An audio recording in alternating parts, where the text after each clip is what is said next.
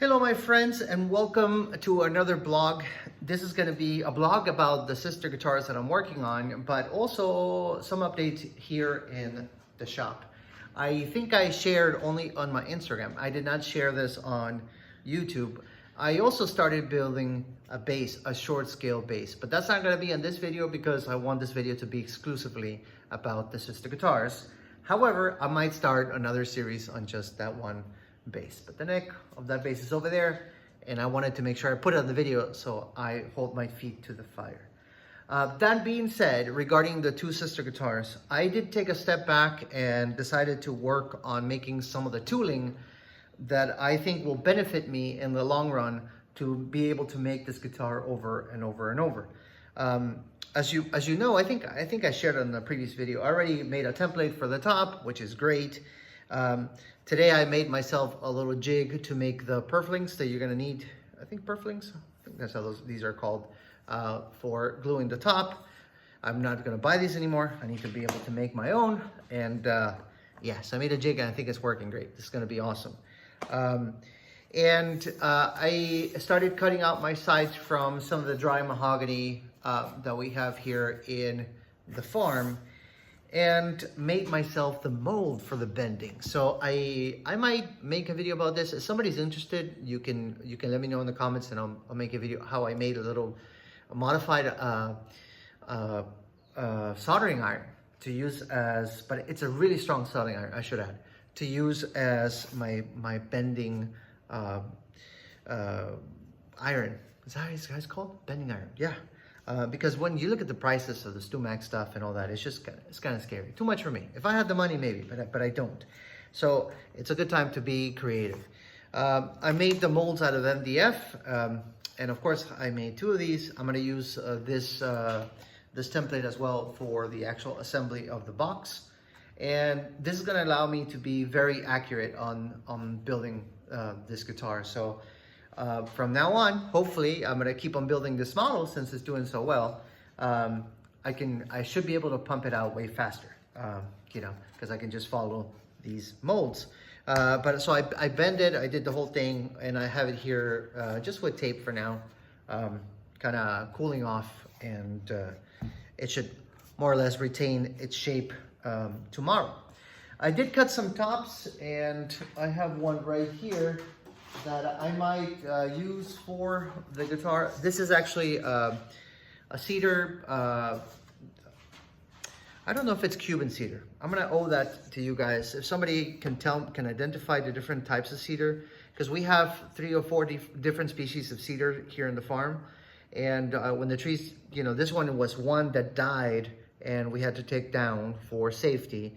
But I can't tell which one's which. I am not an expert in wood. I don't know if it's Cuban. I can tell the cedar because of the smell, because it irritates the throat, but I don't know much more than that.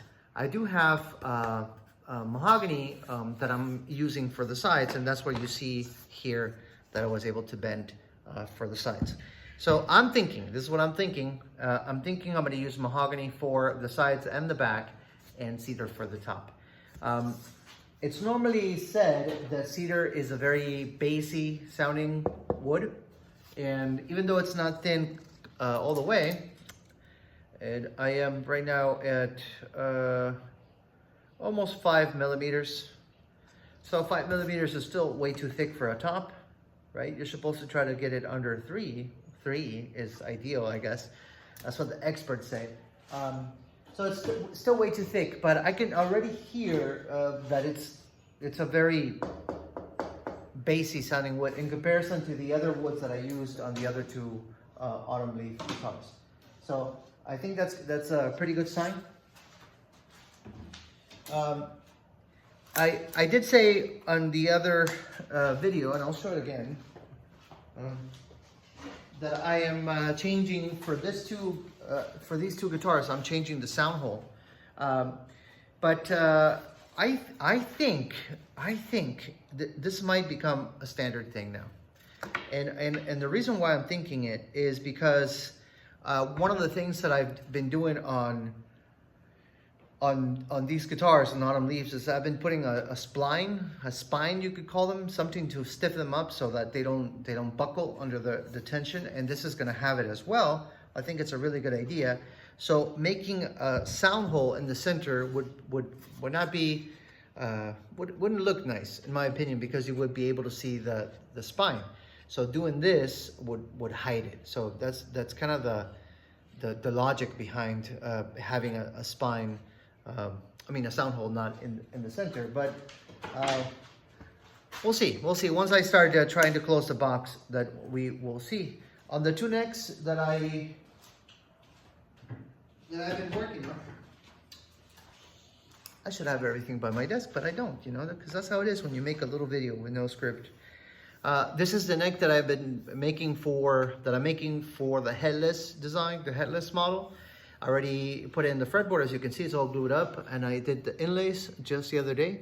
I'm going to try to take some really good pictures of those inlays, because they're actually not just a little dot. They are the wrapping of a cable. So I took a cable, wire, like things in the wall, extracted the copper from it, then put a piece of side dot material in that cable, and then inlaid that into the wood. So it's like a very subtle thing, but I think it looks really nice. And this guitar is going to be scale a little smaller than the Gibson. But a little bit. So I'm going to owe it to you guys right now in inches, because I know people think in inches, but now that I'm here, I keep on thinking in millimeters. And this one is actually a Gibson scale, and this is going to have the headstock that I've been using with teak on the fretboard, and as you can see, the inlays are already done. But I'm not going to move forward on the necks until I have a box closed, because I want to make sure that, you know, things are going to work. And the main part that I need to make sure, which is why I'm holding off, is the block on the neck joint that is going to have to go inside the box. So I need to make some templates, double check, triple check, quadruple check, and then I can move forward, see if I need to modify the heel at all, or I'm good to go with that. But anyways, yeah, just leaving a small update, a small vlog on the progress of these two guitars. And that's it. That's gonna be it. I'll see you guys on the next video, and hopefully I'll have something more interesting to show, because making tools sometimes it's not that fun, but it's so necessary. So making these guys, I had to take my time to do them right. And yeah, that's it. All right, be good. Have a good one. Bye.